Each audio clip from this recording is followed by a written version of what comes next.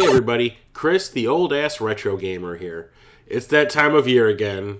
Well, it's a new year, so that can only mean one thing. This video is going to be all about my top 10 video games of 2015. And you'll have to excuse me, I'm getting over a very bad cold, so my lips are all chapped and my voice is all, I'm all stuffy. Once again, I want to let everybody know that these are just my picks and my picks alone. If you see something that you don't like or you disagree with being in my top 10, I'm sorry, but I like these 10 games. They are very fun. I have not played every game out there, even though I do own all of the current gen systems, because that would be impossible. I don't play PC games or Mac games. I barely ever use Steam, but no more of that crap. Let's get to the games.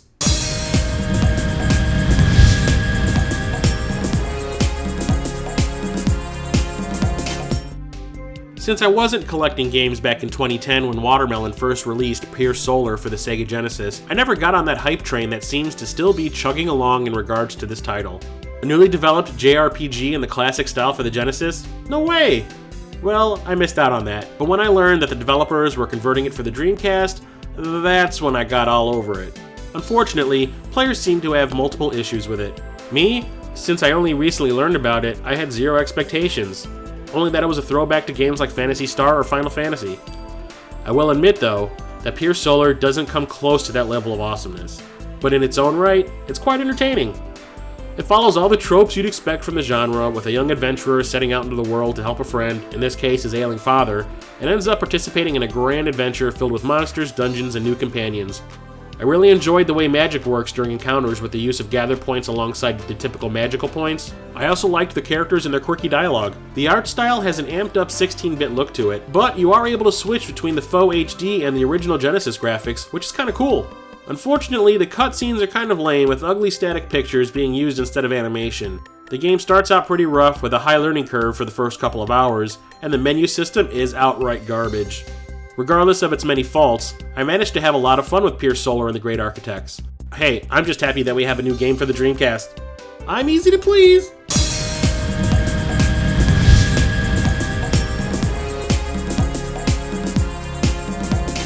The fifth installment of any franchise, be it a film or a video game, is an iffy prospect at best. How do you keep a property going for this long and still manage to keep the audience interested and wanting more? In the case of the Halo series, you continuously evolve the world in which the game takes place and keep changing the stakes. In Halo 4, which is easily my favorite game in this series so far, 343 Industries killed off one of the most beloved characters in this franchise, Cortana. So what do you do as a follow-up? You resurrect her as the most dangerous villain that Master Chief has ever come across, that's what. And on top of that, paint the star of the game as a traitor. The player spends half the game playing as the hunted Master Chief, and the other as his hunter, Jameson Locke. This aspect really piqued my interest and is pulled off extremely well.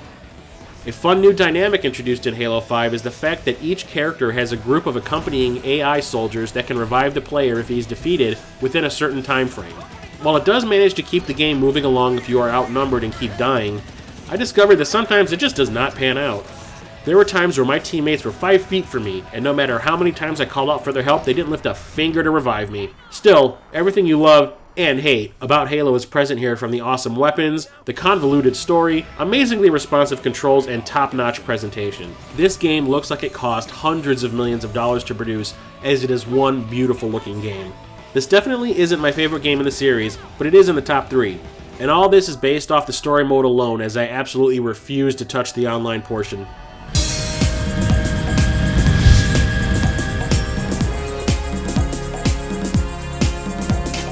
When The Legend of Zelda Majora's Mask was first released for the Nintendo 64 back in the day, I rented it, and honestly, I couldn't stand it.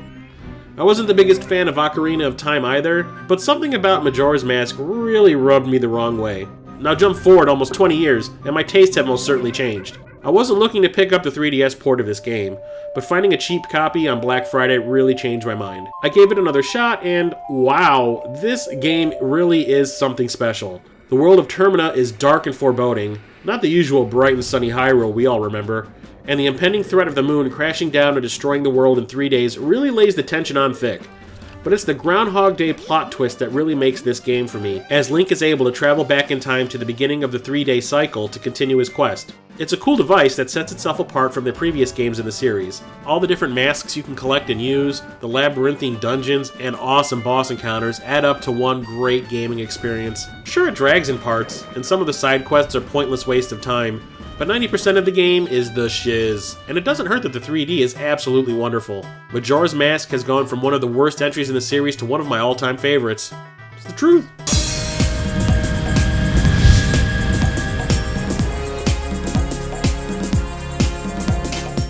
I'm a big fan of schlocky films, and I truly revel in their awfulness. You have no idea.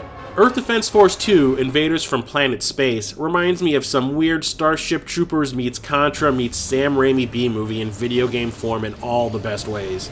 It's a 3D run-and-gun for the PS Vita, a spin-off from the series that began on the Xbox 360 a while back, that features heavily armed soldiers fending off gigantic bugs, robots, and aliens in some of the most gonzo action currently available on a handheld platform. There are 3 rad character types, oodles of weapons, and 5 increasingly frustrating difficulties to choose from. It's a simple game that doesn't do a whole lot presentation-wise, but is just a blast all around. While the action is fast, fun, and frantic, there is absolutely nothing deep about this game, which is why some dismiss it as shallow crap. I disagree, because sometimes you just need some mindless violence and inane goofiness to wind down after a long day of work. Earth Defense Force 2 certainly qualifies as just that. I, for one, cannot wait to pick up a copy of its sister game, Earth Defense Force 4.1, The Shadow of New Despair. It looks amazeballs.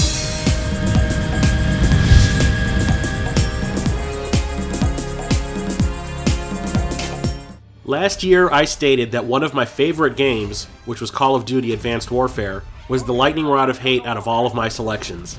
This year, that honor falls to Star Wars Battlefront.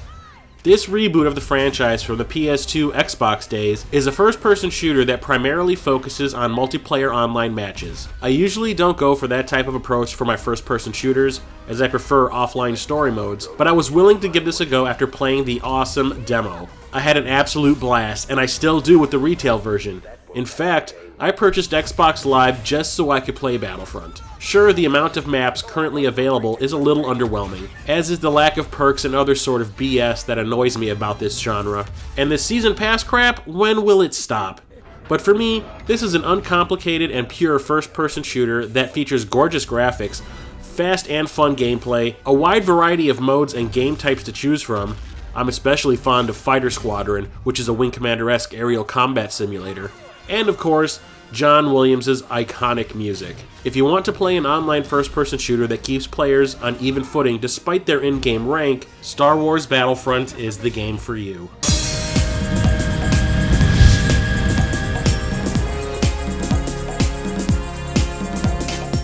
You have to give Nintendo a round of applause. Why? Because they keep coming up with creative and fun ways to repurpose their old properties. Case in point, Super Mario Maker. Allowing players to create their own levels in Super Mario Bros., Super Mario Bros. 3, Super Mario World, and Super Mario Bros. Wii U, and to share them online for others to play through was a genius move. You have no idea how much time I've invested online playing through user-created content with this game. It's become a weekly ritual for me. But the game is only as good as the levels created with the tools given to the players. And I'm here to say that out of all the stages I've played through, only 1% of them have been worthless. That says something about the creativity of the audience that this impressive game has allowed them to express. There's plenty of things to unlock, like playable characters, effects you can layer on top of your levels, and other cool tweaks. There's enough content here for years, and I hope that this kicks off a new line of Maker games from Nintendo. I, for one, know I'd love to see a Metroid Maker, Zelda Maker, or even a Mario Kart Maker. But on its own, Super Mario Maker is one of the greatest games currently available for the Wii U.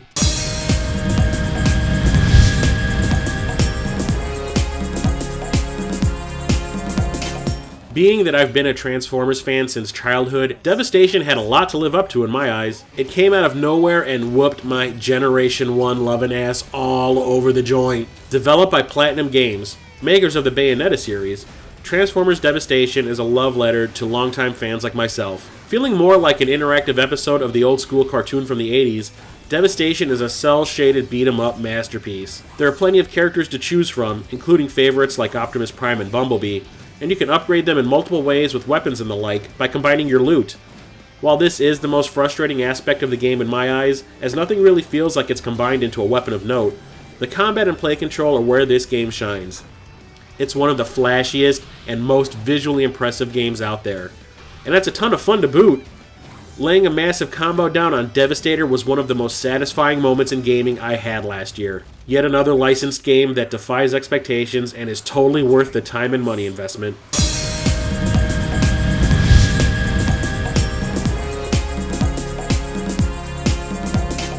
Open world games like Grand Theft Auto used to be a genre I avoided, and only recently have I begun to embrace them. So when Avalanche Studios combined this with a movie property that I adore, you bet that I'm going to be all over it. Mad Max, which serves as a prequel to this past summer's Fury Road, which coincidentally was my favorite film of 2015, takes everything that worked in that movie and transplants it into video game form spectacularly. The wasteland in which you play is awesomely realized. The multiple vehicles with their add-ons and enhancements are fun to unlock. The characters you come across are interesting and sometimes unpredictable. And the fighting system, which is ripped right out of the Batman Arkham games, isn't overly complex and makes it easy to rack up massive combos. Do the game's objectives become tiresome? Sure, but that's par the course with this genre. Does it make Mad Max any less fun to play? Absolutely not. I've been enjoying this game for weeks and still enjoy combing the deserts for minefields with my dog companion, taking out convoys of warboys with my magnum opus, and pummeling scavengers into oblivion with my bladed fists. Mad Max is the goods, and further goes to prove that not all licensed games are garbage. Know what I'm saying?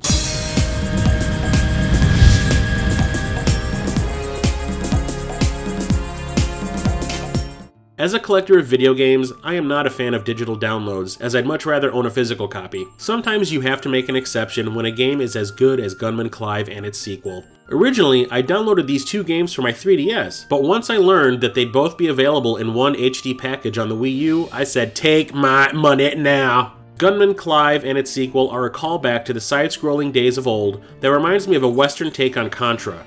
However, the graphics are displayed in an extremely cool pencil drawing and watercolor style with smeared pastels covering the scratchy-looking artwork. It's beautiful to see in action, and the platforming is tops too. And it doesn't stop there, as there are 3D dogfight arenas reminiscent of Panzer Dragoon, massive boss fights that remind me of the ones from Gunstar Heroes, and one level where you participate in an Indiana Jones and the Temple of Doom minecart chase. The controls are tight, the gameplay is simple and stunning, there are multiple characters to choose from, and the enemy types are quite diverse. The environments and music are always changing to different styles depending on what region they are taking place. For example, in one level you might be fighting through a deserted border town in the Wild West, and the next, you're taking on ninjas in Japan. It's all a little batshit crazy when you think about it, but it's all in the name of fun, and that's something the Gunman Clive HD collection excels at.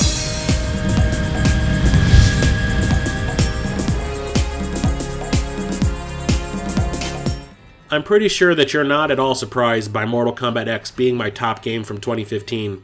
I certainly talk at great length about how much of a fanboy I am of this long-running fighting franchise. Well, guess what? This isn't a fan service selection, because Mortal Kombat X is the best game in this series, bar none. Everything about it has been tweaked and molded to perfection as far as I'm concerned.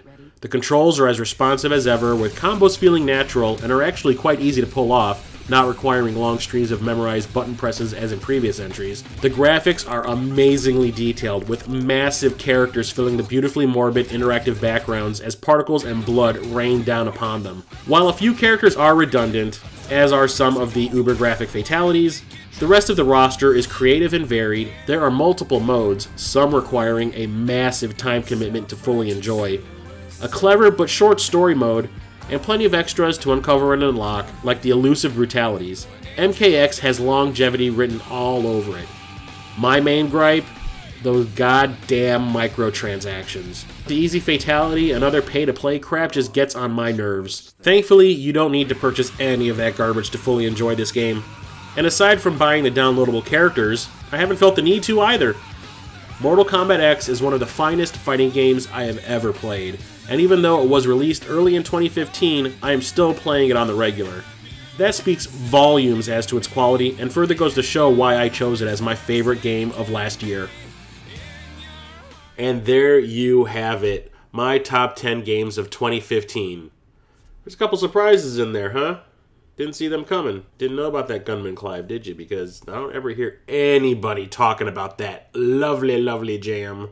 I want to thank you for watching, and for the longtime subscribers, I want to thank you for sticking with me all this time. I know my schedule is kind of erratic. Sometimes work and YouTube don't mesh very well, and there's a lot of times where I don't have a whole lot of time to dedicate to my channel. That's going to change, because I am now saying that there is going to be a new video on my channel every other Sunday. It is my solemn vow as the old-ass retro gamer. Why did I sound like George Takei just then? I don't know. If you haven't subscribed yet, please do so. The button is right there. And please leave any and all comments in the section below. What were your top 10 games of 2015? I would like to know. There was plenty of stuff I did not get a chance to play this year. Share the video on all your favorite forums and social networks and whatnot. Help a brother out. And give the video a thumbs up. That's 2 thumbs up. No, just 1 thumbs up. 1 will do. Don't want to get overzealous. And for those of you who are new to the channel, I also have a Facebook page, a Twitter account, and an Instagram account, and the addresses to those are in the end credits. And please, don't forget, I'm also doing a Q&A video. I would like to do it in April. So if you have any questions, leave them in the comments below with the title QA, and I will add them to the ever-growing list. So until next time, I am Chris, the old-ass retro gamer, signing off.